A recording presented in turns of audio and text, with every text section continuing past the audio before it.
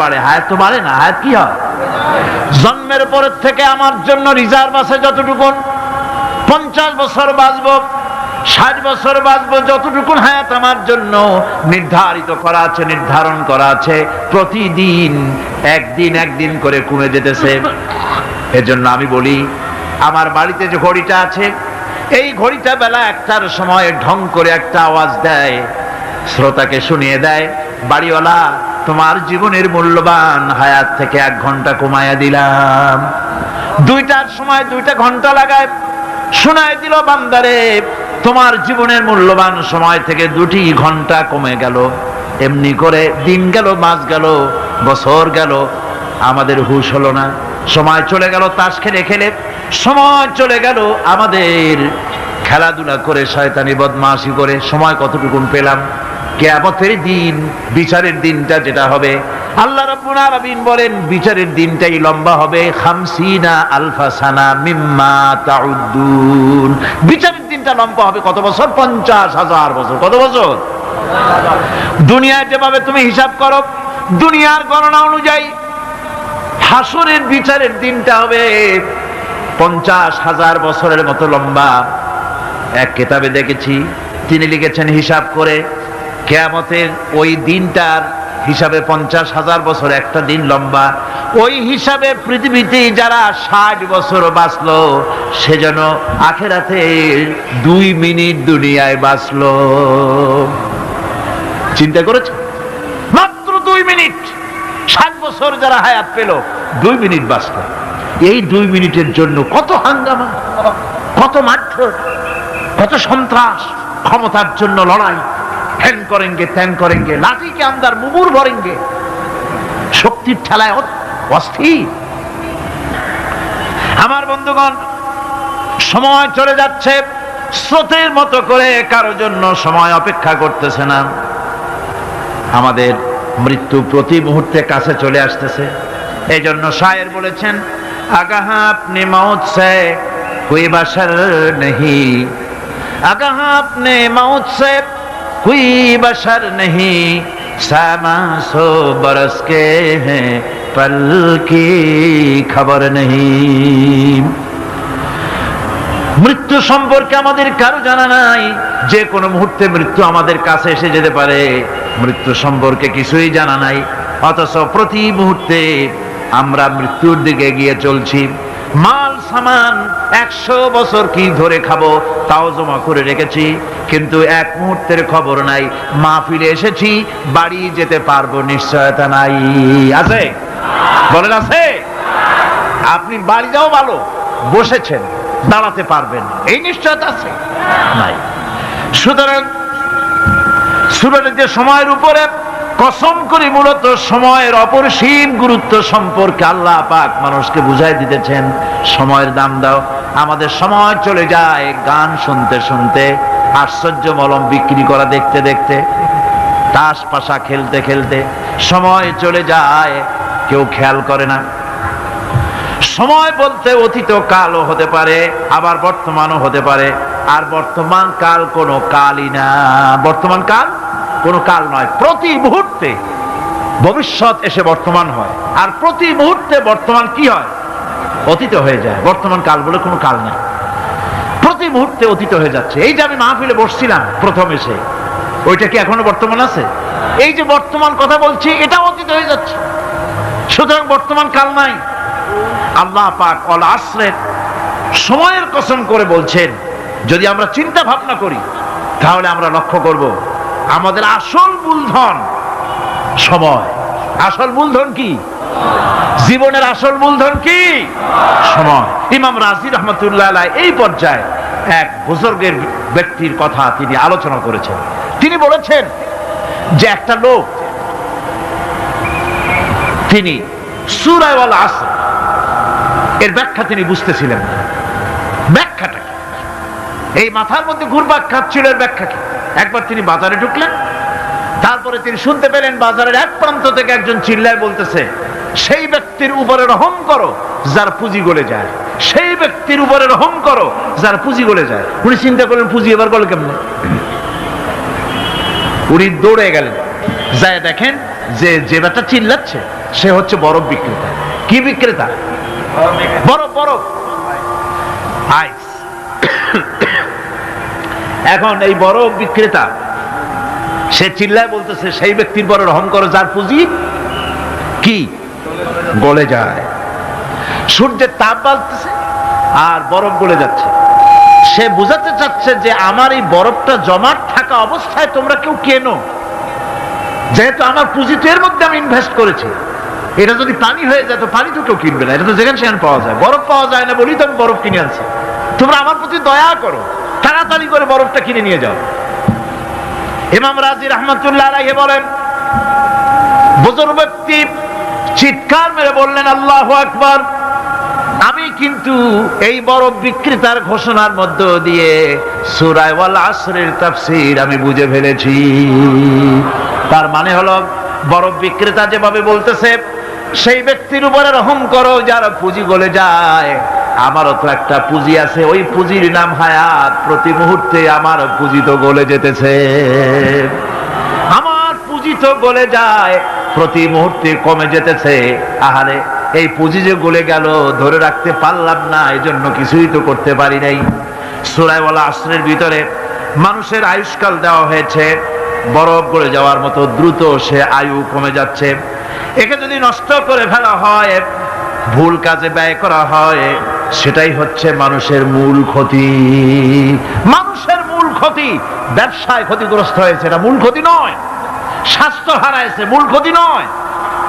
রাজনীতিতে ব্যর্থ হয়েছে, মূল ক্ষতি নয়। জীবনে মন্ত্রিত্ব হারাইছে, মূল ক্ষতি নয়। মূল ক্ষতি প্রতি মুহূর্তে সময় নষ্ট হচ্ছে, এটাই মূল ক্ষতি। ভাইরা, কিয়ামতের দিন জান্নাতীদের কোনো দুঃখ থাকবে না, সকলের দুঃখ থাকবে। জান্নাতীদের কোনো দুঃখ থাকবে নাকি? থাকবে, থাকবে। জান্নাতীদের মনের মধ্যে একটা দুঃখই থাকবে। ভালো করে শুনুন, জান্নাতীদের মনের মধ্যে একটা দুঃখই হবে। তারা মনে মনে চিন্তা করবেন, আফসোস করবেন, আহারে যদি দুনিয়ায় বসে অমুক সময় বাসে বসেছিলাম, আজে বাজে চিন্তা করেছি, বাড়ির ড্রয়িং রুমে একা একা বসে বসে আজে বাজে চিন্তা করেছি, অমুক অমুক সময় খেলাধুলায় কাটাইছি। এই সময়গুলিতে যদি সুবহানাল্লাহ, আলহামদুলিল্লাহ, লা ইলাহা ইল্লাল্লাহ, আল্লাহু আকবার এই তাসবিহ যদি পড়তাম, জিকির আজগার করতাম, জান্নাতের ভিতরে আরো নিয়ামত লাভ করতে পারতাম। সময়টা তো কাজে লাগাইলাম না। মানুষের শর্ত, মুমিনের সব কাজে সওয়াব। ওয়াকুলু লিন-নাসি হুসনা, মানুষের সঙ্গে ভালো ভালো কথা কও, মানুষের সঙ্গে হাসি মুখে কথা কও। একজনের সাথে হাসি মুখে কথা বললেন, আপনার একটা সদকা দেওয়ার মতো সমান সব আমলনামায় লেখা হয়ে গেল। ভালো ভালো কাম করো। বন্ধুগণ, সময় দ্রুত গতিতে চলে যাচ্ছে, মানুষের জীবন ক্ষতিগ্রস্ত হচ্ছে।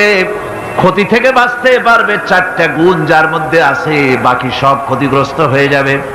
আমার ভাইয়েরা, এই কথাগুলি বলে আল্লাহ পাক যেন এরকম একটা দৃষ্টান্ত দিলেন। আপনি যদি পরীক্ষার হলে গিয়া দেখেন ছাত্ররা পরীক্ষা দিতেছে, পরীক্ষার জন্য নির্ধারিত সময় কতটুকুন? 3 ঘন্টা। 3 ঘন্টা। 3 ঘন্টা। আপনি গিয়ে দেখলেন কোন একজন পরীক্ষার্থী পরীক্ষা দিতে গিয়ে আর একদিকে তাকায় আছে, আকাশের তারা গুনতেছে, অথবা সে গল্প করতেছে, অথবা পরীক্ষা বাদ দিয়ে আজে বাজে কিছু লিখতেছে। আপনি যেমন তাকে, ওই ছেলেটাকে আনবো না, গাফেল ছেলেটাকে ঘড়ির দিকে তাকায় বলেন, এই ছেলে ওই ঘড়ির দিকে তাকাও, দেখো তোমার সময় কিন্তু চলে যেতেছে, মাত্র 1 ঘন্টা, আর তুমি সময় নষ্ট করতেছো। আল্লাহ যেন স্নেহ পরবশে তামাম পৃথিবীর গোলামদেরকে, বান্দাদেরকে আঙ্গুল নির্দেশনা দিয়ে বলছেন, বান্দারা প্রতি মুহূর্তে তোর জীবনের মূল্যবান সময় চলে যেতেছে, প্রতি মুহূর্তে সময় যাচ্ছে। আল ইনসান, ইনসান বলতে শুধু মুসলমান না, ইনসান বলতে কি মুসলমান শুধু না, আল ইনসান মানব মণ্ডলী, বিশ্বের সমস্ত মানুষকে আল্লাহ বলছেন, হিন্দু, খ্রিস্টান, বৌদ্ধ, নাসারা, ইহুদি, মজুসি, মুসলমান, বিশ্বের সব মানুষকে আল্লাহ বলছেন। যেহেতু আল্লাহ স্রষ্টা, মানুষের ব্যাপারে সার্বিক কল্যাণময় কথা কে বলতে পারেন? কে বলতে পারেন? সে আল্লাহ রাব্বুল আলামিন বলছেন, সময় চলে যাচ্ছে। ও পৃথিবীর মানুষেরা, এই মানুষ বলতে আল্লাহ রাব্বুল আলামিন কোন ব্যক্তি, কোন গোষ্ঠী, কোন জাতিকে বলেন নাই, বলেছেন সমগ্র মানবতাকে। এর অর্থ হচ্ছে সূরাটিতে উল্লেখ্য 4টি গুণ যদি আমল করতে পারে লোকেরা, যেই ব্যক্তি করবে, যেই সমাজ করবে, যেই রাষ্ট্র করবে, যেই গোষ্ঠী করবে, যেই জাতি করবে, তারাই ক্ষতি থেকে বেঁচে যাবে। আর যারা করবে না তারা ক্ষতিগ্রস্ত হবে। কি হবে বলুন? এখন আল্লাহ পাকের কথা শুনুন। আল্লাহ পাক বলছেন ওয়াল আসরি ইন্নাল ইনসানা লাফি খুসর। খুসরিন, এই যে খুসর, খাসারা, এই শব্দটা হচ্ছে আবিধানিক অর্থে ক্ষতি হচ্ছে লাভের বিপরীত। লাভের বিপরীত কি? ক্ষতি। নাফা, এই নাফার বিপরীত কি? নোকসান। খাসারাটা কি? নোকসান বলা হয় পুঁজি 50,000 খাটাইছিলাম, লাভ করতে পারি নাই, পুঁজি ঠিক আছে, এটাকে বলা হয় নোকসান। এটাকে কি বলা হয়? নোকসান। কিন্তু আমি পুঁজি খাটিয়েছিলাম 50,000 টাকা, লাভ তো হয়ই নাই, পুঁজিও চলে গেছে, আমও গেছে, সালাও গেছে, আমও নাই, সালাও নাই। এইটারে আরবিতে কি বলা হয়? খাসারা। দেউলিয়া। দেউলিয়া হয়ে গেছে। দেউলিয়াটা বোঝেন ভালো আপনারা, দেউলিয়া হয়ে গেছে। কোরআন লাভ বা সাফল্যের ধারণা যেমন নিছক পার্থিব নয়, সমৃদ্ধির কথা শুধু পার্থিব নয়, জন্ম থেকে শুরু করে মৃত্যু পর্যন্ত কোরআনের লাভের কথা যখন বলা হয় তখন জন্ম থেকে মৃত্যু পর্যন্ত, আখিরাত পর্যন্ত, কিয়ামত পর্যন্ত। ক্ষতিটাও জন্ম থেকে শুরু করে মৃত্যু পর্যন্ত, কিয়ামত পর্যন্ত ক্ষতিটাও। এই ক্ষতি থেকে বাঁচবার জন্য কোরআনে কারিমে বিভিন্ন জায়গায় এই খাসারা শব্দ ব্যবহার করা হয়েছে। আল্লাহ রাব্বুল আলামিন বলছেন ওয়ামান খাফফাত মাওয়াজিনুহু ফাউলাইকাল্লাযীনা খাসিরু আনফুসাহুম বিমা কানু বিআয়াতিনা ইয়াযলিমুন। যাদের পাল্লা ভারী হবে কিয়ামতে তারাই হবে সফলকাম, আর যাদের পাল্লা হালকা হবে, নেকির পাল্লা, নেকির পাল্লা যাদের হালকা হবে তারা হবে ক্ষতিগ্রস্ত। তারা নিজেদের ক্ষতি নিজেরাই ক্ষতি সাধনকারী হবে কিয়ামতের দিন। কাজে মানুষের জীবনের সমুদয় কার্যাবলীর ভালো অংশ যদি খারাপ অংশের উপরে বিজয়ী হয়, তারপরে খারাপ অংশ পাওনাদারদের দিয়ে টিয়া, এরপরে যদি নেকি কিছু বাকি থাকে, তাহলে বোঝা গেল লোকটা কিয়ামতে নাজাত পাবে। আর যদি ভালো কাজের উপরে খারাপ কাজ বিজয়ী হয়ে যায় আর সমস্ত পাওনাদারদেরকে পাওনা মিটাইয়া তারপরেও পাপ বাকি থেকে যায়, এক চাইতে খাসারা পৃথিবীতে, আকাশে, জমিনে কিছুই আর হবে না। এর থেকে বাঁচার জন্য আল্লাহ পাক এই খাসারা থেকে বাঁচার জন্যই মানুষকে এই কথা বলছেন। এই কথাটি কোরআনে কারিমের অন্য একটি আয়াতে আরো সুন্দর করে বলা হয়েছে। যারা নাকি এই দুনিয়ার বুকে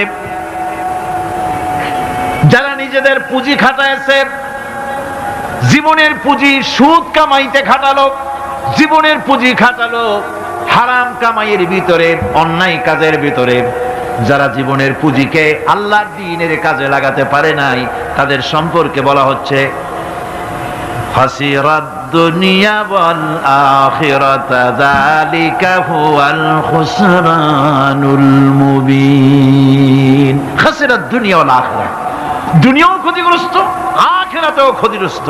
এটা হচ্ছে তার জন্য সুস্পষ্ট ক্ষতি, এর থেকে বড় ক্ষতি আর কিছুই হতে পারে না। আল্লাহ পাক কোরআনে কারীমে অন্যত্র বলেছেন وَنُنَزِّلُ مِنَ الْقُرْآنِ مَا هُوَ شِفَاءٌ وَرَحْمَةٌ لِلْمُؤْمِنِينَ وَلَا يَزِيدُ الظَّالِمِينَ إِلَّا خَسَارًا। আমি এই কোরআন অবতরণের পরিক্রমায় এমন সব বিষয় অবতীর্ণ করেছি যা মুমিনদের জন্য নিরাময় এবং তাদের জন্য রহমত, আর জালিমদের জন্য ক্ষতি ছাড়া আর কিছুই বৃদ্ধি পায় না। জালিমদের জন্য ক্ষতি বৃদ্ধি পায়, আর যারা মুমিন তাদের জন্য এর মধ্যে নিরাময় আছে, এর মধ্যে রহমত আছে। অর্থাৎ যারা এই কোরআনকে যারা নিজেদের আইনের কিতাব হিসেবে গ্রহণ করেছে, কোরআনকে তাবিজের কিতাব হিসেবে নয়, ধর্মীয় কিতাব হিসেবে নয়, কোরআন সংবিধান। কোরআন কি? কোরআনকে যারা সংবিধান হিসেবে মেনে নিয়েছে, কোরআনকে যারা সংবিধান হিসেবে গ্রহণ করলো, ব্যক্তি, পরিবার, সমাজ, রাষ্ট্রে তাদের যাবতীয় মানসিক, বুদ্ধিবৃত্তিক, নৈতিক, তামাদ্দুনিক রোগের নিরাময় হবে, এর দ্বারা শান্তি হবে। কিন্তু যেসব জালিম এই কোরআনকে প্রত্যাখ্যান করেছি, কোরআনকে যারা মৌলবাদীদের কিতাব বলে, কোরআনের কথা বললে মৌলবাদ বলে গাল দেয়, তারা তাদের কপালকে পোড়াইয়া ছাই বানাইয়া দিছে, তাদের তাদের কপাল ভস্মীভূত করে দিয়েছে। আমার দেশে, এই দেশটা কি মুসলমান বেশি না অন্য জাতি বেশি? কোন? জোরে কোন? মুসলমান সবচেয়ে। খুব লক্ষ্য করে শোনেন, এই দেশে সবচেয়ে মুসলমান বেশি, ইন্দোনেশিয়ার পরে। পৃথিবীর দ্বিতীয় বৃহত্তম মুসলিম দেশ হলো কোনটা? বাংলাদেশ। এই দেশে ইসলামরে যত গালি দেওয়া হয়েছে, কোরআনকে যত গালি দেওয়া হয়েছে, আলেমদেরকে যত গালি দেওয়া হয়েছে, রাসূলুল্লাহকে যত গালি দেওয়া হয়েছে, ইসলামী আদর্শকে যত গালি দেওয়া হয়েছে, পৃথিবীতে কোন দেশে এইভাবে ইসলামকে গালি দেওয়া কোথাও হয় নাই। এমনকি আমেরিকার মতো দেশে, ইংল্যান্ডের মতো দেশেও কোরআনের বিরুদ্ধে এত কথা কেউ বলতে সাহস পাবে না, ইসলামের বিরুদ্ধে কথা বলতে সাহস পাবে না, যেহেতু মুসলমানেরা সেখানে পাল্টা আক্রমণ করবে। আজ আমার দেশে মুসলমানের ঘরের সন্তান হইয়া ইসলামের বিরুদ্ধে তারা বক্তব্য রাখে। মৌলবাদ, মৌলবাদ জিকির উঠে গেছে।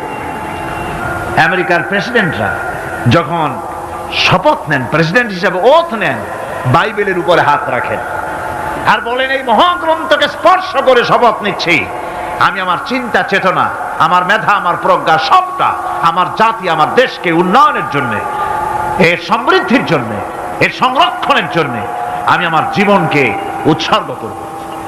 বাইবেলের উপরে স্পর্শ করে এই শপথ তারা নেন।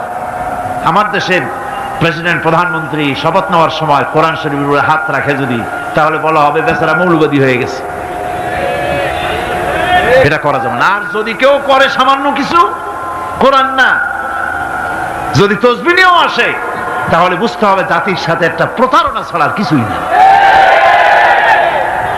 কাজেই ধর্মের প্রতি আকর্ষণ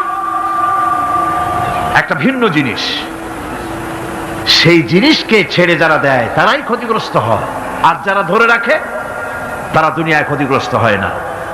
আল্লাহ পাক এখানে রাসূল করিম সাল্লাল্লাহু আলাইহি ওয়াসাল্লামের একটি হাদিস প্রণিধানযোগ্য কোরআনের ব্যাপারে। হুজুর বলেছেন, আল কোরআন হুজ্জাতুন লাকা ওয়া আলাইকা। এই কোরআন হয় তোমার পক্ষের সাক্ষী, না হয় এই কোরআন তোমার বিপক্ষের সাক্ষী।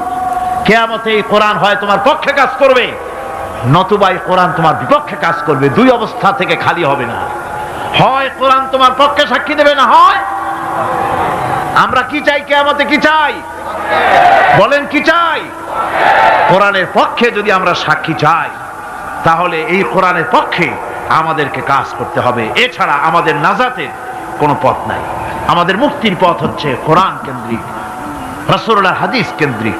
এর বাইরে আমাদের সমস্ত পুঁজি নষ্ট হয়ে যাবে। আমাদেরকে পৃথিবীতে টিকে থাকতে হলে কোরআনের উপরে ভিত্তি করে আমাদেরকে বাঁচতে হবে, টিকতে হবে। কোরআনে কারিমে আল্লাহ রাব্বুল আলামিন অন্যত্র বলেছেন, কুল ইন্নাল খাসিরিনাল্লাযীনা খাসিরু আনফুসাহুম ওয়া আহলিহিম ইয়াওমাল কিয়ামাহ আলা যালিকা হুয়াল খুসরানুল মুবিন। বলো, প্রকৃত দেউলিয়া তারাই যারা কিয়ামতের দিন নিজেকে, নিজের পরিবার পরিবর্গকে এই ক্ষতির দিকে যারা ঠেলে দেবে। ভালো করে শুনে নাও, এটি হচ্ছে সুস্পষ্ট ক্ষতি, সুস্পষ্ট দেউলিয়াপনা। এই ক্ষতি থেকে বাঁচার জন্য আল্লাহ রাব্বুল আলামিন কোরআনে কারীমের মধ্যে বলেছেন, ওয়াল আসরি ইন্নাল ইনসানা লাফি খুস। পড়েন সবাই, ওয়াল আসরি ইন্নাল ইনসানা লাফি খুস। মানুষের, সমগ্র মানুষের জীবন ক্ষতিগ্রস্ত। কে বলতেছেন? গা শিউরে ওঠার কথা না, গা শিউরে ওঠে। আল্লাহ বলতেছেন ক্ষতিগ্রস্ত, ব্যর্থ। আপনি যতই মনে করেন আপনার মিল আছে, কল আছে, কারখানা আছে, মন্ত্রী, টাকা পয়সা আছে, প্রেসিডেন্ট হয়েছেন, প্রধানমন্ত্রী হয়েছেন, আপনার জীবন সফল হয়েছে, আল্লাহ বলেন না, জীবন ব্যর্থ, জীবন বিফল, জীবন ক্ষতিগ্রস্ত। তাম পৃথিবীর সমস্ত মানুষ ক্ষতিগ্রস্ত, ব্যর্থ। 4টা কাজ করলে সফল হবে। কয়টা কাজ? জোরে বলেন, কয়টা কাজ? ইল্লাল্লাযীনা আমানু ওয়া আমিলুস সালিহাতি ওয়া তাওয়াসাউ বিল হাক্কি ওয়া তাওয়াসাউ বিস সাবর। 4টা কাজ করলে জীবন হবে সফল। এই ব্যর্থতা থেকে, এই ক্ষতি থেকে যদি বাঁচতে চাই কিনা? কারা কারা চাই? দেখাই তো হাত। কারা কারা চাই?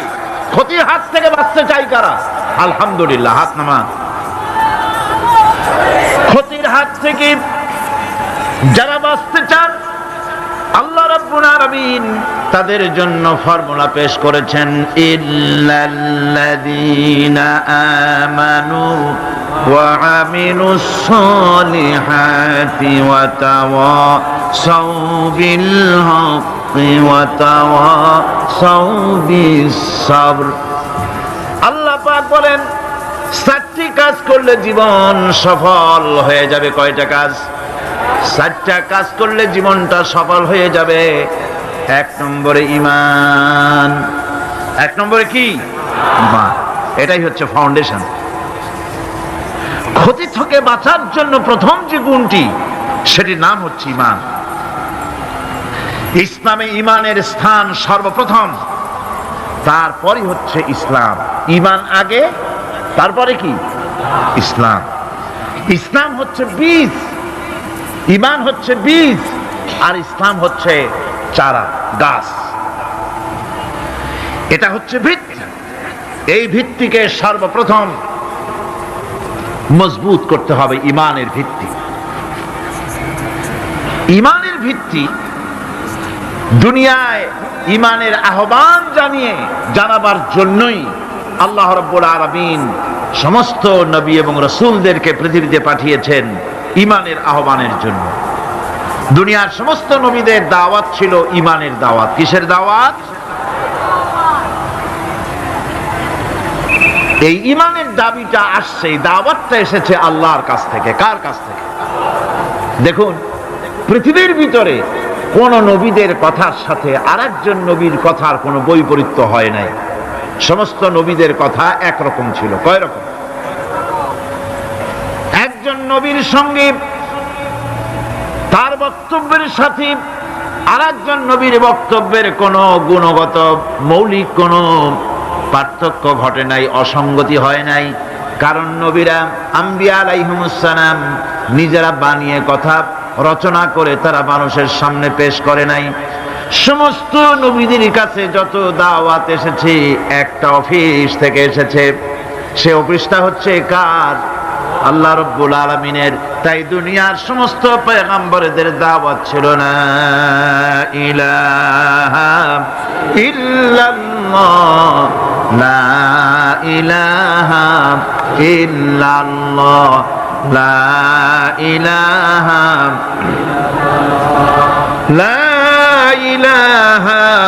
ইল্লাল্লাহু মুহাম্মাদুর রাসূলুল্লাহ। এটাই ছিল সমস্ত নবীদের দাওয়াত। কোরআনে কারীম তার ধারক এবং বাহক সম্পর্কে বলে যে তিনি যে দাওয়াত দিয়েছেন, সে দাওয়াতটা হলো ঈমানের দাওয়াত। আমাদের নবী তিনি এসে যে দাওয়াত দিয়েছেন, সে দাওয়াতটা কিসের? কোরআনে কারীম বলছি, রব্বানা ইন্নানা সামি'না মুনাদিয়ান ইউনাদি লিল ঈমান। হে আমাদের রব, নিশ্চয়ই আমরা এমন একজন আহ্বায়কের আহ্বান শুনেছি, যিনি আমাদেরকে ঈমানের দাওয়াত দিয়েছেন। এমন কোন পয়গম্বর নাই দুনিয়ায় যিনি ঈমানের দাওয়াত দেন নাই। সকলেই ঈমানের দাওয়াত মানুষের সামনে, বিশ্ববাসীর সামনে পেশ করেছেন। কোরআনে হাকিম স্পষ্ট একটা সীমারেখা দুনিয়ার মানুষের সামনে পেশ করে পৃথিবীর মানুষগুলিকে দুটি শ্রেণীতে বিভক্ত করে দিয়েছে। একটি হচ্ছে ঈমান পোষণকারী, আর একটি হচ্ছে অবিশ্বাসী। একটা ঈমান পোষণকারী আর একটা অবিশ্বাসী। কোরআনে কারীমের মধ্যে আল্লাহ পাক এই পৃথিবীর বুকে যারা আরামের টাটকা সুখগুলি আরামগুলি যারা বর্জন করে আল্লাহ রাব্বুল আলামিনকে বিশ্বাস করে যারা জীবন পরিচালনা করেছে, আল্লাহ পাক তাদের জন্য জান্নাত রেখেছেন এবং তাদের জন্য বলছেন সাবিকু ইলা মাগফিরাতিন মির রাব্বিকুম ওয়া জান্নাতিন আরদুহা কাআরদিস সামাই ওয়াল আরদ উইদ্দাত লিল্লাযীনা আমানু বিল্লাহি ওয়া রাসূলিহি। আল্লাহ পাক বলেন প্রতিযোগিতা করো আল্লাহর মাগফিরাত কামনার জন্য আর জান্নাতে যাওয়ার জন্য প্রতিযোগিতা করো, আল্লাহর রহমত পাওয়ার জন্য সৎ কাজের প্রতিযোগিতা করো, তাহলে আল্লাহ রাব্বুল আলামিন তোমাদেরকে ক্ষমা করবেন আর তোমাদের জন্য এমন জান্নাত দিবেন যেই জান্নাত আকাশের বিশালতার জমিনের বিশালতার মতো। এই বিরাট জান্নাত তোমাদেরকে দিবেন। এই জান্নাত চিরস্থায়ী সুখ এবং শান্তি জায়গা হবে। মাসালুল জান্নাতিল্লাতী উইদাল মুত্তাকুন ফিহা আনহারুম মিন মাইন গায়রি আসিনিন ওয়া আনহারুম মিন লাবানিন লাম ইয়াতাগায়্যার তা'আমুহু।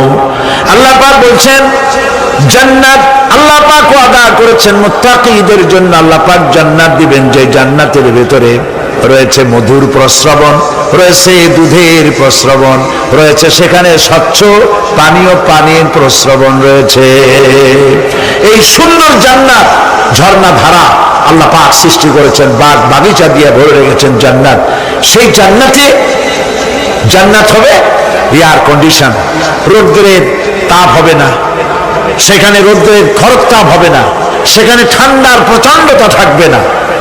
কিরকম হবে জায়গাটা? আল্লাহ পাক বলছেন মুত্তাকিনা আলাল আরাইকি লা ইয়ারাউনা ফিহা শামসান ওয়ালা জামহারিরা ওয়া দানিয়াতান আলাইহিম যিলালুহা ওয়া যুল্লিলাত কুতুফুহা তাযলিলা। আল্লাহ পাক এমন জান্নাত রেখেছেন, সেই আল্লাহ পাক সেই জান্নাতের ভিতরে জান্নাতীরা ঠেস লাগায়া মুখোমুখি অবস্থায় তারা সেখানে বসবে, আর জান্নাতীদের মনের মধ্যে কোনো দুঃখ থাকবে না, পেরেশানি থাকবে না। পৃথিবীতে মানুষের দুঃখ থাকে, পেরেশানি থাকে, সেখানে কোনো দুঃখ আর পেরেশানি থাকবে না। সেই জায়গাটা হবে শীতাতপ নিয়ন্ত্রিত, না শীত না গরম, চির বসন্ত বিরাজ করবে। জান্নাতীরা সেখানে থাকবে। এই সুন্দর জান্নাত আল্লাহ পাক রেখেছেন মুত্তাকীদের জন্য। সুবহানাল্লাহ। কাফেরদের জন্য জান্নাত হবে, জাহান্নাম হবে চিরকাল। খালিদিনা ফিহা আবাদান, চিরকাল কাফেরেরা জাহান্নামে থাকবে। সর্বশেষ যে ব্যক্তি জাহান্নাম থেকে মুক্তি লাভ করবে তাকে আল্লাহ পাক বলবেন, ফেরেশতাদেরকে বলবেন, আমার ফেরেশতারা আমার এই বান্দাকে জান্নাত এবং জাহান্নামের মাঝখানে রেখে দাও। জান্নাত এবং জাহান্নামের মাঝখানে লোকটি যখন থাকার জায়গা পাবে সে জান্নাতের দিকে তাকায়া দেখবে আর কাঁদতে থাকবে। আল্লাহ পাক জিজ্ঞেস করবেন, বান্দারে যুগের পর যুগ ধরে জাহান্নামে কেঁদেছো, আমি রব্বুল আলামিন জাহান্নাম মাফ করে দিয়া জান্নাত জাহান্নামের মাঝখানে রেখে দিয়েছি, আযাব থেকে তো বেঁচে গেছো, এখন কান্দো কেন? লোকটি বলবে, রব্বুল আলামিন কান্দি এই কারণে, জাহান্নাম থেকে মাফ করেছো, তোমার শুকরিয়া আদায় করি। জান্নাত তো আমার কপালে নাই, কিসমতে নাই, কিন্তু জান্নাত আমি এখান থেকে দেখতে পাচ্ছি। জান্নাতের সুঘ্রাণ আমার নাকে আসতেছে, কপালে নাই যাওয়ার।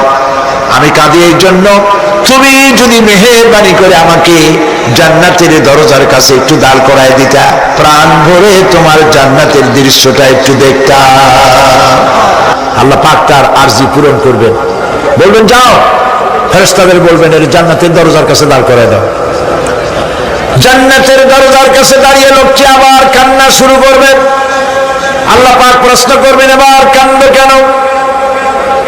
লোকটি বলবে রব্বুল আলামিন কান্দি এই কারণে, জান্নাতের এই দরজায় দাঁড়াইয়া জান্নাতের অফুরন্ত নেয়ামত কিছুই ভালো করে দেখা যায় না, শুধু অল্প জায়গা দেখি। যদি তুমি আমারে দয়া করে জান্নাতের মাঝখানে দাঁড় করায় দিতা, চতুর্দিকে তাকায়া তাকায়া দেখা কলিজারে ঠান্ডা বানাইতাম। তবে আমি ওয়াদা করি জান্নাতের কোন নাজ নেয়ামত, কোন ফল আমি খাবো না, ধরবো না, সইব না। একটুখানি মেহেরবানি করে মাঝখানে দাঁড় করাইয়া দাও, জান্নারে ঠান্ডা করি। আল্লাহ রাব্বুল আলামিন ফেরেশতাদের বলবেন আমার এই বান্দারে জান্নাতের মাঝখানে দাঁড় করাইয়া দে। আল্লাহর নবী বলেন জান্নাতের মাঝখানে দাঁড়িয়ে লোকটি আগের চাইতে আরো জোরে চিৎকার মেরে কাঁদতে থাকবে। আল্লাহ পাক বলবেন বান্দারে কি হলো তোর? দরজার কাছে আসতে চাইছো রে, আইনা দিলাম। আবার এবার মাঝখানে আসতে চাইছো, তাও এনে দিয়েছি, আবার কান্দো কেন? লোকটি বলবে রব্বুল আলামিন এবার কান্দি এই জন্যে তুমি যখন দয়া করে একটিবার জান্নাতের মাঝখানে এনে আমাকে দাঁড় করায় দিয়েছো, তুমি রহমান রহিম গফুরুর রহিম, এই জান্নাত থেকে আবার আর বাইর করে দিও না। আল্লাহ রাব্বুল আলামিন বলবেন ও আমার বান্দারে আমার এই জান্নাত তোর খুব পছন্দ হয়েছে নাকি? লোকটি বলবে রব্বুল আলামিন কলিজা ঠান্ডা হয়ে গেছে, ভাবতেও পারি নাই জান্নাত এত সুন্দর। আল্লাহ পাক বলবেন বান্দারে এরকম একটি নয়, দুইটা নয়, তোর জন্য আমি 10টা জান্নাত এরকম রিজার্ভ করে রাখছি। সুবহানাল্লাহ। আল্লাহ পাককে ভয় করে পৃথিবীর সমস্ত পাপ থেকে যারা নিজেকে রক্ষা করবে আল্লাহ তাদের জন্য এই জান্নাত রেখে দিয়েছেন। সুবহানাল্লাহ। সেই জান্নাতের রিসিপশন আপনারা আন্দাজ করতে পারবেন না রিসিপশন কারে কয়। কি এর প্রধানমন্ত্রী আর প্রেসিডেন্ট 4-5টা পুলিশ আর আর্মি আসে একটা ফট করে সেলুট মারলো, বাস শেষ হয়ে গেল, এরকম না। জান্নাতীদেরকে রিসিপশন দেওয়া হবে। জান্নাতীরা যখন আল্লাহর হুকুমে জান্নাতের দিকে যেতে লাগবে, আর যখন জান্নাতের কাছে চলে যাবে আল্লাহ রাব্বুল আলামিন শোনায় দিচ্ছেন হাত্তা ইযা জাউহা ফুতিহাত আবওয়াবুহা ওয়া ক্বালা লাহুম খাজানাতুহা সালামুন আলাইকুম তিবতুম ফাদখুলুহা খালিদিন। সুবহানাল্লাহ। জান্নাতীরা যখন জান্নাতে প্রবেশ করার দরজার মুখোমুখি হবে, দ্বার রক্ষীগণ তখন বলবে সালামুন আলাইকুম, আল্লাহর শান্তি তোমাদের উপরে বর্ষিত হোক। সুবহানাল্লাহ। দুনিয়ার টাটকা টাটকা সুখগুলি 2 পা দিয়ে ঠেলে দিয়েছো, টাটকা সুখগুলি গ্রহণ করো নাই, হারাম খাও নাই, আল্লাহর দ্বীন কায়েমের জন্য রক্ত দিয়েছো, জীবন দিয়েছো, কষ্ট করেছো, আল্লাহকে ভয় করেছো। আমাদের সালাম গ্রহণ করো, জান্নাতের মধ্যে ঢুকে যাও চিরকালের জন্য। সুবহানাল্লাহ। আর বাইরে হওয়া লাগবে না, চিরকাল এই জান্নাতের মধ্যে তোমরা বসবাস করতে পারবে, আল্লাহ রাব্বুল আলামিনের ফেরেশতারা বলে দিবেন। জান্নাতের মধ্যে আল্লাহ পাক হুরদের সঙ্গে জান্নাতীদের বিয়ের ব্যবস্থা করে দিবেন। কোরআনে কারিমে আল্লাহ পাক বলেন মুত্তাকিনা আলা সুরুজিম মাসফুফাতিন ওয়া যাওয়াজনাহুম বিহুরিন ঈন। সামনাসামনি ভাবে সাজানো সারি সারি আসন সমূহের উপর তারা ঠেস লাগায় বসে থাকবে, আর আল্লাহ রাব্বুল আলামিন হুরদের সাথে জান্নাতীদের বিয়ের ব্যবস্থা করে দিবেন। যেসব হুরের সঙ্গে বিয়ে হবে তাদের আল্লাহ পাক বিবরণ দিচ্ছেন কি রকম হবে তারা। লাম ইয়াতমিসহুন্না ইনসুন ওয়ালা জান। এর পূর্বে জিন এবং ইনসান এদেরকে কেউ স্পর্শ করে নাই। কিরকম তারা? কাআন্নাহুন্নাল ইয়াকুতু ওয়াল মারজান, যেমন ঝিনুকের ভিতরে মণিমুক্তা থাকে, এইভাবে আল্লাহ পাক তাদেরকে পবিত্র করে রেখে দিয়েছেন।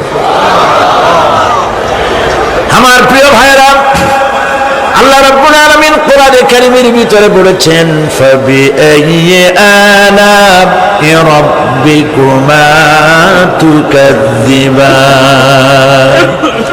জান্নাত দান করে আল্লাহ পাক এবার জান্নাতীদেরকে সম্বোধন করে বলবেন, ইয়া ইবাদি লা খাউফুন আলাইকুমুল ইয়াওমা ওয়ালা আনতুম তাহজানুন। হে আমার বান্দারা, লা খাউফুন আলাইকুমুল ইয়াওম, আজ আর কোনো ভয় নাই। সুবহানাল্লাহ, সুবহানাল্লাহ। আজ আর কোনো ভয় নাই, কোনো চিন্তাও নাই, আরামে এই জান্নাতের মধ্যে বসবাস করো। এরপরে আল্লাহ পাক জিজ্ঞেস করবেন, ও আমার জান্নাতীরা, আমি যেসব ওয়াদা করছিলাম আমার ওয়াদা মোতাবেক সমস্ত নিয়ামত পেয়েছো? তারা বলবে, হ্যাঁ পেয়েছি, সব নিয়ামত আপনার ওয়াদা মোতাবেক সব পেয়েছি।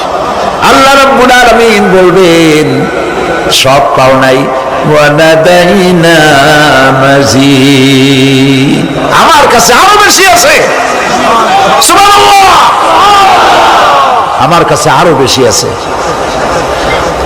জান্নাতীরা বুঝবে না সে আরো বেশিটা কি, এর থেকে আর বেশি কি। প্রিয় ভাই সব, নবী করিম সাল্লাল্লাহু আলাইহি সাল্লাম বলেছেন, জান্নাতের সুখ আর শান্তি কোন চোখ নাই যা দেখেছে, যা কোন অন্তঃকরণ নাই যা কল্পনা করতে পেরেছে।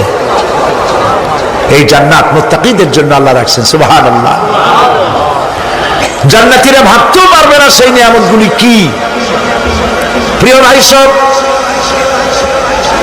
সেই মুহূর্তে আল্লাহর নবী মুহাম্মদুর রাসূলুল্লাহ সাল্লাল্লাহু আলাইহি ওয়াসাল্লাম বলবেন, রব্বুল আলামিন, আমার উম্মতেরা জান্নাতীরা বুঝতে পারে নাই আপনার কাছে কি নিয়ামত আরো বেশি আছে। আমার এই উম্মতেরা জান্নাতীরা আপনার ওয়াদা মোতাবেক সব পেয়েছে, কিন্তু একটি জিনিস এখনো তাদের কিসমতে হয় নাই। সেই জিনিসটা হলো, যারা তার রবকে না দেখে শুধু কোরআন আর হাদিসের কথা শুনে আরবের ঘুম হারাম করে তাহাজ্জুদের নামাজ আদায় করেছিল, চোখের পানি বেরিয়েছিল, যারা জান্নাত দেখে নাই, জাহান্নাম দেখে নাই, আপনাকে ভয় করে যারা জীবন পরিচালনা করেছিল, যারা আপনাকে দেখে নাই, না দেখে শুধু কোরআন হাদিস বিশ্বাস করে যারা অকাতরে নিজেদের জীবন বিলায় দিয়েছিল, এই জান্নাতীরা এখন পর্যন্ত তার রবকে দেখতে পারে নাই। আল্লাহ রাব্বুল আলামিন তার সামনে থেকে ৭০,০০০ পর্দা সরে যাবে। আল্লাহ পাক বান্দাদের আরজি পুরা করার জন্য জান্নাতীদের সামনে তিনি জালোয়া ফরোজ হবে। কোরআন শরীফের ভিতরে আল্লাহ পাক বলেন, জান্নাতীরা তারা আল্লাহর দিকে, জান্নাতীরা তার রবের দিকে তাকিয়ে থাকবে, আর রব তার বান্দাদের দিকে তাকায়া থাকবে। প্রাণ ভরে জান্নাতীরা রবকে দেখবে। সুবহানাল্লাহ, আল্লাহ পাককে দেখবে। প্রাণ খুলে আজ দোয়া করি, রব্বুল আলামিন, জান্নাতের যেই পরিবেশে, যেই জায়গায় তুমি দয়া করে তোমার গোলামদেরকে তুমি নিজেই দর্শন দিবে, দেখা দিবে। মনিব গো, ও আমাদের রব, আজ এই বিশাল জনসমুদ্র নিয়ে তোমার দরবারে আবেগ ভরা কণ্ঠে বলি, যে অনুষ্ঠানটি তুমি এমন মুবারক অনুষ্ঠান করবে যেখানে তুমি জান্নাতীদেরকে দেখা দিবে, ওই জান্নাতের কোনো একটি, ওই অনুষ্ঠানের কোনো একটি কোনায় কানায় আমাদেরকেও দাঁড় করাইয়া দেখার তো।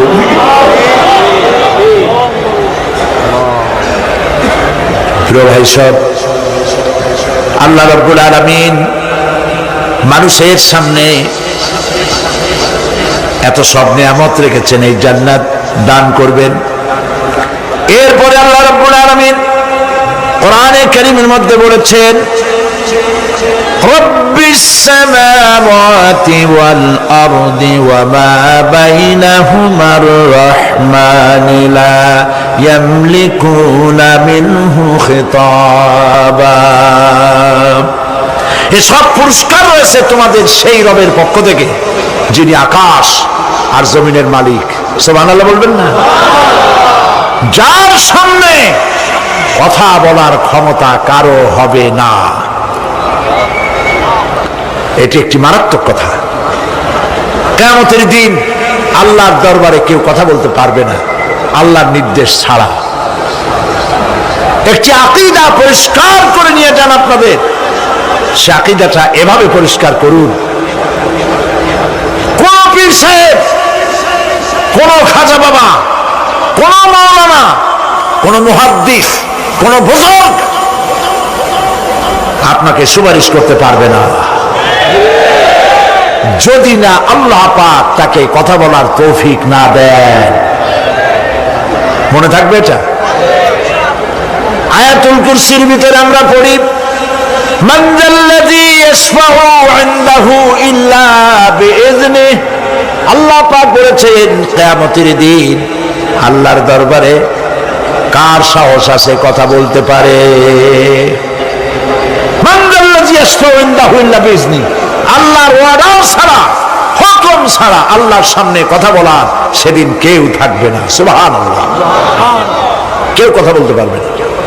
সুপারিশ করতে হবে আল্লাহ যারে বলেন তুমি করো, অমুকের জন্য করো, সেই ব্যক্তি শুধু তার জন্যই করতে পারবে, আর কেউ কথা বলতে পারবে না। সেই কঠিন হাসরের ময়দান যেদিন শুধুমাত্র আল্লাহ পাক কথা বলবেন, আর যারে বলতে বলবেন সেই কেবলমাত্র বলতে পারবে। সুপারিশ এটি আল্লাহ পাক কিয়ামতে পারমিশন দিলে বলা যাবে। হযরত ইব্রাহিম আলাইহিস সালাম কিয়ামতের দিন তার নিজের পিতা সম্পর্কে সুপারিশ করবেন। রব্বুল আলামিন, আমার আব্বার জন্য সুপারিশ করতেছি, মেহেরবানি করে জাহান্নাম থেকে তারে আপনি রক্ষা করুন। আল্লাহ রব্বুল আলামিন বলবেন, ইব্রাহিম তোমার সুপারিশ মঞ্জুর হবে না। প্রিয় ভাই সব একটু মাথা খাটান, চিন্তা করেন। জাতির পিতা কে? জাতির পিতা চিল্লায় বলুন, কলিজা সাফ করে ফেলুন। মুসলমানদের জাতির পিতা হাফিজ আবি কেউ হতে পারে না।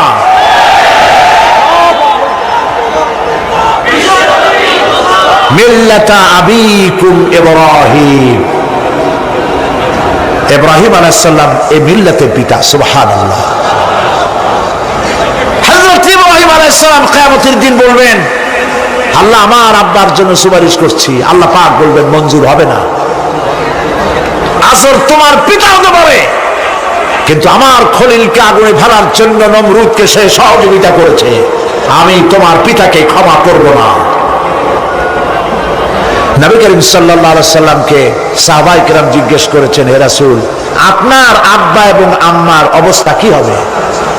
নবী করিম সাল্লাল্লাহু আলাইহি সাল্লাম কেঁদে ফেলেছেন, সাফ বলেছেন, আমি তাদের কোনো উপকারে আসব না।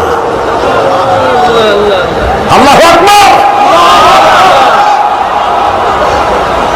আপনি মনে করছেন নাকি যে ইয়া নবী সালাম আলাইকা বলি অমনি নবী সুপারিশ পাবেন? এত সহজ। কতগুলো রসগোল্লা খাইলেন আর বড় একটা মিছিল করলেন আর অমনি চলে যাবেন?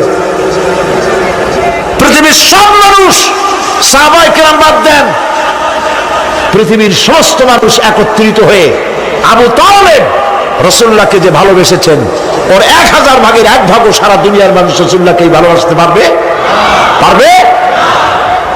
নিজের ছেলে আলীকে, আলী রাদিয়াল্লাহু তাআলা আনহুকে আলাদা বিছানায় শোয়াইয়া, ছোট্ট মানুষ হযরত আলী আলাদা জায়গায় রাখিয়া মুহাম্মদুর রাসূলুল্লাহ সাল্লাল্লাহু আলাইহি ওয়াসাল্লাম এতিম মানুষ তারে কলিজার সাথে বুকের মধ্যে আশ্রয় দিয়ে আগলে রেখেছেন বুক করে। সেই আবু তালেব মৃত্যুর সময় নবী করিম সাল্লাল্লাহু আলাইহি ওয়াসাল্লাম বলেছিলেন, চাচা একটি বার আমার কানে তাওহীদের কালেমা শোনায় দেয়। আবু তালেব তার কিসমতে ছিল না কালেমা। মরে যাওয়ার পর একজন সাহাবী বলেছিলেন, ইয়া রাসূলুল্লাহ, মৃত্যুর সময় আবু তালেবের মুখ আমি নড়তে দেখেছি, তিনি কালেমা পড়েছেন সম্ভবত। রাসূলুল্লাহ সাফ বলেছেন, আমি শুনি নাই। এত ভালোবাসার পরেও হাদিস শরীফে এসেছে আবু তালেব জাহান্নামে যাবে। কোথায় যাবে? জাহান্নামে। সবচাইতে কম আযাব হবে কার? আবু তালেবের। কম আযাবটা কি? হাদিস শরীফে এসেছে কম আযাব হলো জাহান্নামের আগুন দিয়ে এক জোড়া জুতা তৈরি করে আবু তালেবের পায়ে পরিয়ে দেওয়া হবে। সেই জাহান্নামের আগুনের তৈরি করা জুতার তাপে আবু তালেবের মাথার ঘিলুগুলো টকবক করে বউ পড়তে লাগবে। এত ভালোবেসে যদি কিয়ামতে উপায় না হয়, আপনি ইয়া নবী সালাম আলাইকা, ইয়া রাসূল সালাম আলাইকা, আর কতগুলো জিলাপি খাইলেন, বড় একটা মিছিল করলেন। প্রিয় ভাই সব, এইসব বেদাত ছাড়ুন, এগুলি সুস্পষ্ট বিদআত। রাসূলুল্লাহকে ভালোবাসবেন, সাহাবীরা যেভাবে ভালোবেসেছেন ওইভাবে ভালোবাসবেন। আল্লাহ রাব্বুল আলামিন বলেন, যালিকাল ইয়াউমুল হক ফামান শাআ আত্তাখাযা ইলা রাব্বিহি মাআবা। এই দিনটি অবশ্যই আসবে, সেদিনটি নিশ্চিতভাবে আসবে। আর এখন যার ইচ্ছা সে তার রবের দিকে অগ্রসর হোক। ইন্না আনজারনাকুম আযাবান করিবান ইয়াওমা ইয়ানজুরুল মার'উ মা কদ্দামাত ইয়াদাহু ওয়া ইয়াকুলুল কাফিরু ইয়া লাইতানি কুনতু তুরাবা। ইন্না আনজারনাকুম আযাবান করিবা, খুব নিকটবর্তী একটি আযাব সম্পর্কে আমি তোমাদেরকে সতর্ক করে দিলাম। কে বলতেছেন? আল্লাহ পাক। লক্ষ্য করুন আল্লাহ কি বলছেন, খুব নিকটবর্তী একটি কঠিন শাস্তি আযাব অর্থাৎ কিয়ামত, এ সম্পর্কে আমি তোমাদেরকে সতর্ক করে দিলাম। ইয়াউমা ইয়ানজুরুল মার'উ মা কদ্দামাত ইয়াদা, সেদিন প্রত্যেকটি লোক যা সে পাঠিয়ে দিয়েছিল এখানে, অর্থাৎ যা করেছিল সেগুলি সে দেখতে পাবে। আর তখন ওয়ায়াকুলুল কাফিরু ইয়া লাইতানি কুনতু তুরাবা। সেই কিয়ামতের ময়দানে অবস্থা দেখে কাফেরেরা বলবে, আহারে মানুষ না হইয়া যদি মাটি হইয়া যেতাম, যদি মাটি হতাম, যদি মানুষ না হয়ে না জন্মতাম, আজ এই হাসরের ময়দানে এইখানে এই বিচারের মুখোমুখি হতাম না, মাটি হইলে বরং অনেক ভালো হতো। এই পৃথিবীতে আমরা এসেছি, চলে যাব, যাওয়ার আগে এই কোরআন একটি বিশাল জনগোষ্ঠী এমন বানাতে চেয়েছে যে জনগোষ্ঠী এই কোরআন দিয়ে একটি বিশাল সমাজ গড়বে, রাষ্ট্র গড়বে, এমন রাষ্ট্র গড়বে যেই রাষ্ট্রে দুঃখ থাকবে না, অশান্তি থাকবে না, যেখানে সুখ থাকবে, সমৃদ্ধি থাকবে, আর কিয়ামতের দিন আল্লাহর জান্নাতে তারা চলে যাবে। তেমন একটি সমাজকে আমরা চাই। সবাই বলেন, সেরকম একটি সমাজকে আমরা চাই। প্রিয় ভাই সব, কিয়ামতের দিন আমরা যেতে চাই জান্নাতে। কোথায় যেতে চাই বলেন? জোরে বলেন। এই জান্নাতে যাওয়ার জন্য দুইটা কাজ করতে হবে। কয়টা কাজ? আল্লাহ রাব্বুল আলামিন বলেন, ফামান কানা ইয়ারজু লিকা রাব্বিহি ফালইয়ামাল আমালান সালিহান ওয়া লা ইউশরিক বিইবাদাতি রাব্বিহি আহাদা। আল্লাহ পাক বলেন, যে বাজারা আমার সঙ্গে দেখা করতে চায় কিয়ামতে, দুইটা কাজ করা লাগবে। বলেন কয়টা কাজ? একটা হলো নেক আমল। কি আমল বলেন? নেক আমল। নেক আমল কারে বলে? নেক আমল করতে হলে আবার দুইটা শর্ত লাগে। এক নম্বরে কাজটা করতে হবে আল্লাহরে খুশি করার জন্য। কারে খুশি করার জন্য? একটা মাদ্রাসা বানাইছি যাতে লোকেরা বলে যে বড় একটা মাদ্রাসা বানাইছে, এই জন্য মাদ্রাসা বানাবেন, মসজিদ বানাবেন, হসপিটাল বানাবেন, যা কিছু করেন নিয়ত হবে আল্লাহকে খুশি করা। নিয়ত হবে কারে খুশি করা? আল্লাহ পাককে খুশি করা। এই হলো নেক আমলের প্রথম শর্ত, কাজ হবে আল্লাহকে খুশি করার জন্য। দুই নম্বরে কাজটি হতে হবে সুন্নতে নববী সাল্লাল্লাহু আলাইহি ওয়াসাল্লামের উপরে। মনে থাকবে, দাড়ি রাখবো কেন রাখবো? রাসূলের সুন্নাত। রাখবো কারে খুশি করার জন্য? আল্লাহ খুশি করার জন্য। রাখবো কার মতো? রবীন্দ্রনাথের মতো, কার্ল মার্কসের মতো, কবির মতো নয়। রাখতে হবে কার মতো? নবীর মতো। বুঝে নেন, কাজটা হতে হবে আল্লাহকে খুশি করার জন্য। দুই নম্বরে কাজটা হতে হবে সুন্নতে নববী সাল্লাল্লাহু আলাইহি ওয়াসাল্লামের উপরে হতে হবে। তাহলে এই হলো এক নম্বর।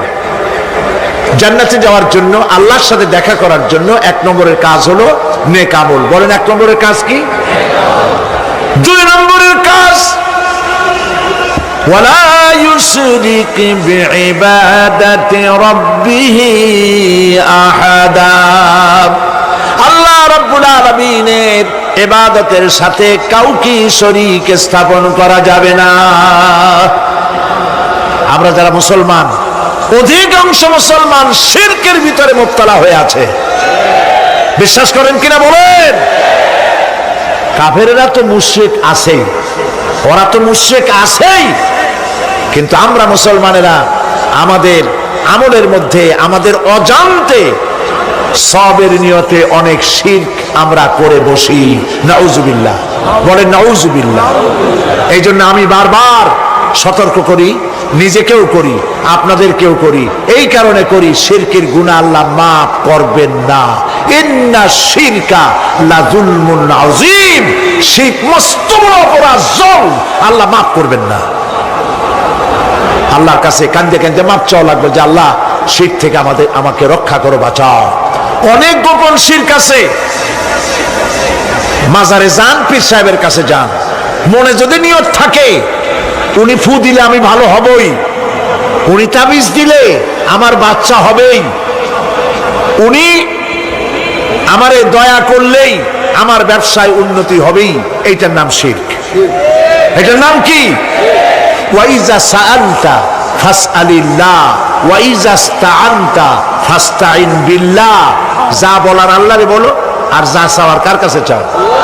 চিল্লায় বলেন।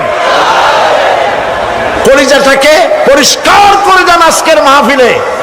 এই কলিজায় কারো প্রতি কোনো ভয় রাখবো না আল্লাহ ছাড়া। ভয় করবো কারে বলেন? মহব্বত আল্লাহ ছাড়া, এত বেশি মহব্বত আর কাউকে করবো না। আল্লাহ তাআলা আমাদের কলিজায় তোমার ভয় এবং মহব্বত দিয়ে ভরে দাও। রাসূলের মহব্বত দিয়ে আমাদের দিলকে ভরে দাও।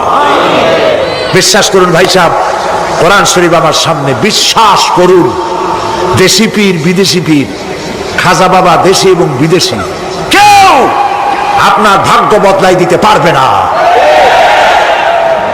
এই পিছনে দৌড়ায় দৌড়ায় কোনো লাভ নয়। এতক্ষণ মসজিদের ভেতরে বসে আল্লাহর কাছে কাঁদেন। ওয়াকালা রাব্বুকুম উদউনি আস্তাজিব লাকুম। তোমার রব বলেছে আমারে ডাকো, আমি ডাকের সাড়া দিয়ে দেব। সুবহানাল্লাহ। আর আল্লাহ বলেছেন আমার ইবাদতের সাথে কাউকে শরীক করবে না। খবরদার। আলাইসাল্লাহু বিকাফিন আবদা।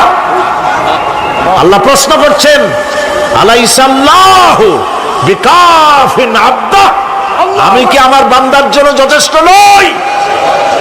চিল্লায় বলুন অবশ্যই যথেষ্ট। আবার বলেন অবশ্যই যথেষ্ট। কলিজা সাফ করে ফেলেন। সম্রাট শাহজাহান, দিল্লির সম্রাট, হাবিজাবি সম্রাট না, দিল্লির সম্রাট। এখন কোথায়? কবরের মধ্যে। কবি বলতেছেন, শাহনে জাহাं को जिन्हें फक्र से देते थे बाज, शाहने जहां को जिन्हें फकुर से देते थे बाज वाज कब्र में है सूरह अलहम्दु की मोहताज। সারা ভারতবর্ষ যারা ট্যাক্স দিয়ে নিজেকে সৌভাগ্যবান বলে মনে করত, সে আজ কবরের মধ্যে ভিক্ষুকের মতো সূরা আলহামদুর মতো একটি সূরার মুহতাজ হয়ে ভিক্ষুকের মতো শুয়ে আছে। সম্রাট শাহজাহান মসজিদে বসে আছে, এক ফকির ঘুরতেছে। লোকেরা কয় ছোটবেলা থেকেই তোমার খয়রাত করতে দেখলাম, ভিক্ষা কি জীবনেও যাবে না তোমার? লোকটি বলছে আমি ভিক্ষা করবো ছাড়া আমার উপায়টা কি? এই লোকটি আমি ভিক্ষা করা ছাড়া করবো কি? লোকেরা তো আমার 4 টাকা 50 টাকা 100 টাকা দেয় না, 4 আনা 5 আনা 1 টাকা এই আমার দেয়, এই দিয়ে আমি বড় লোক হবো কেমন? লোকটি বলছে আচ্ছা দেখো, তুমি তো জায়গা মতো যাইতে পারো নাই, বাদশার কাছে যাও, এমন দেওয়া দেবে জীবনে আর খয়রাত করা লাগবে না। তো বাদশার কাছে কি খয়রাতি যাইতে পারে কোনোদিন? হ্যাঁ এখন পারবা। কেমনে? সম্রাট শাহজাহান এখন একা একা মসজিদে আছেন। তখনকার এসব বাদশারা অনেকে নামাজি ছিলেন, দিনদার ছিলেন। ফকির দরজার কাছে দাঁড়াইয়া দেখতে পাচ্ছে কেউ নাই, দেহরক্ষীরা দূরে দূরে দাঁড়ানো। বাদশাহ মসজিদের ভেতরে বসে হাত তুলে ঝুলতেছে আর কাঁদতেছে, চোখের পানি দিয়া দাঁড়িয়ে ভিজে ভিজে পড়ছে। এই দৃশ্য অনেকক্ষণ দেখলো ফকির। কিছুক্ষণ পর সম্রাট শাহজাহান মসজিদ থেকে বেরিয়ে আসছে। ফকির বলছে আসসালামু আলাইকুম হুজুর। তিনি বললেন ওয়ালাইকুম আসসালাম, চলে গেল। বাদশাহ বলল আমার কাছে তো কেউ আইসা কিছু না চাইয়া তো যায় না, এরে দেখলাম খয়রাতির মতো কিছু চাইলো না, বেটা ভয় করলো নাকি? আসছে। ভয় পাইছো? কয় না ভয় পাইনি। তো কিছু যে চাইলে না? ফকির বলছে জাহাপানা সত্যিই কিছু চাইতে আসছিলাম। তারপর চাইলে না কেন? ফকির বলছে জাহাপানা সারা জীবন ভিক্ষা করেছি, আর আজ দিল্লির সম্রাটের কাছে বেশি পাওয়ার লোভে এসেছিলাম, কিন্তু আপনার দশা দেখা আমার জ্ঞানের চোখ খুলে গেছে। আমি লক্ষ্য করে দেখলাম আমি সম্রাটের কাছে চাইতে এসেছি, হাত তুলি নাই, বিনয় প্রকাশ করি নাই, চোখের পানি ফেলি নাই, কিন্তু লক্ষ্য করে দেখলাম দিল্লির সম্রাট আমার চাইতেও বড় ভিক্ষুকের মতো। আবার কোন সম্রাটের কাছে হাত তুলে কান্দে? আমার জ্ঞানের চোখ খুলে গিয়েছে, আমি বুঝতে পেরেছি সম্রাট কান্দে যেই সম্রাটের কাছে, তারে ছাড়া আর কারো কাছে জীবনে চাইব না। এই কথাই সূরা ফাতিহায় প্রত্যেক দিন পড়ি, বুঝি না কি পড়ি। ইয়াকা না'বুদু ওয়া ইয়াকা নাস্তাঈন। আয় আল্লাহ, একমাত্র তোমার গোলামি করি আর তোমার কাছে সাহায্য চাই, তুমি ছাড়া কারো কাছে সাহায্য চাই না। কলিজা সাফ করুন। কোন মরা পীর, কোন জিন্দা পীর আপনার মনের আশা পুরা করতে পারবে না, পারবে না, পারবে না।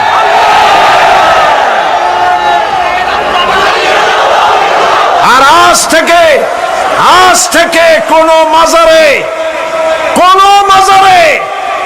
টাকা দিবেন না, পয়সা দিবেন না, আগরবাতি দিবেন না, মোমবাতি দিবেন না, গোলাপ পানি দিবেন না। কারা কারা দিবেন না হাত উঁচু করে দেখা। সুবহানাল্লাহ, আলহামদুলিল্লাহ, লা ইলাহা ইল্লাল্লাহ। সুবহানাল্লাহ, আলহামদুলিল্লাহ, লা ইলাহা ইল্লাল্লাহ। সুবহানাল্লাহ, আলহামদুলিল্লাহ, লা ইলাহা ইল্লাল্লাহ, মুহাম্মাদুর রাসূলুল্লাহ। আল্লাহুম্মা আমিন। রব্বানা যালামনা আনফুসানা ওয়া ইন লাম তাগফির লানা ওয়া তারহামনা লানাকুনান্না মিনাল খাসিরিন। রব্বুল আলামিন, तमाम পৃথিবীর মাটির নিচে যত মুমিন মুমিনাত শুয়ে আছে, আল্লাহ কবরগুলি কি জান্নাতের টুকরা বানায়া দাও। আয় আল্লাহ তাআলা, এই মুহূর্তে মনে পড়ে গেল আমাদের মা বাপের কথা। রব্বুল আলামিন, আমাদের আব্বা জান কত বছর আগে দুনিয়া থেকে বিদায় হয়ে গেল, নাম ধরে আর কেউ ডাকে না। কত কষ্ট করেছে, ধান বিক্রি করে, সুপারি বিক্রি করে, নিজের পেটে না দিয়া নিজের ভালো জামা না বানাইয়া আমাদের লেখাপড়া শিখাইছে, বাড়িঘর বানালো। আর একদিন তোমার ডাকে সাড়া দিয়া চলে গেল। যুগের পরে যুগ চলে গেল, বাপের মুখ আর দেখি না। আল্লাহ তাআলা, আমাদের আব্বা জান যাদের দুনিয়া থেকে বিদায় হয়ে গেছে, কবরটাকে বেহেশত বানায়। তুমি সম্রাটের সম্রাট, তুমি রাজাধিরাজ, তোমার মহব্বত ছাড়া কোনো মহব্বত যেন কলিজায় থাকে না মাবুদ। তোমাকে ছাড়া কাউকে যেন ভয় করি না মাবুদ। সারা জীবন শিরক আর বিদআত থেকে আমাদের তুমি বাঁচাও আল্লাহ। তোমার জাহান্নামকে আমরা ভয় পাই। আল্লাহুম্মা আজিরনা মিনান নার, আল্লাহুম্মা আজিরনা মিনান নার, আল্লাহুম্মা আজিরনা মিনান নার। রব্বানা তাকাব্বাল মিন্না ইন্নাকা আনতাস সামিউল আলিম ওয়া তুব আলাইনা ইন্নাকা আনতাত তাওয়াবুর রহিম। সুবহানা রাব্বিকা রাব্বিল ইজ্জাতি আম্মা ইয়াসিফুন ওয়া সালামুন আলাল মুরসালিন ওয়ালহামদুলিল্লাহি রাব্বিল আলামিন। ওয়াজআল আখিরা কালামিনা ইনদাল মাউত লা ইলাহা ইল্লাল্লাহু মুহাম্মাদুর রাসূলুল্লাহ।